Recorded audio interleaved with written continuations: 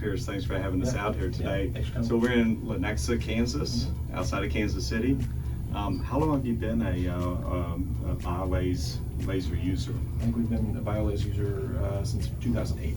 Wow, long time. Yeah. So what do you use the laser for? You know, it's great for cleaning up tissue, doing biopsies. We do the repair protocol with it now, so that's a great repair. And so we're big into providing our patients with an opportunity to healing, a path to healing that is new and it works well, and the research shows that it's working well. It's working well in our office too. So what do your patients think about you having a laser? I mean, do they see it every day from every dentist, or is it kind of unusual? You know, it is.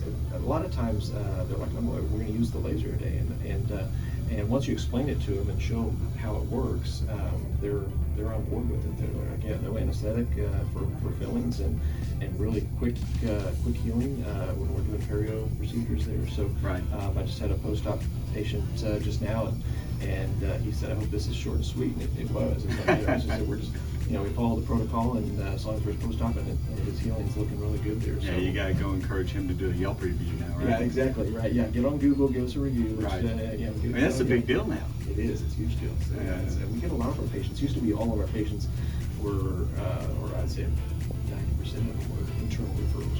So patient X referred to patient Y, but now it's like, how'd you hear from us? It's like, well, it's Google reviews. So yeah, so that patient-reported outcomes after. So when you have good outcomes with the laser, it promotes that Google presence there. So yeah.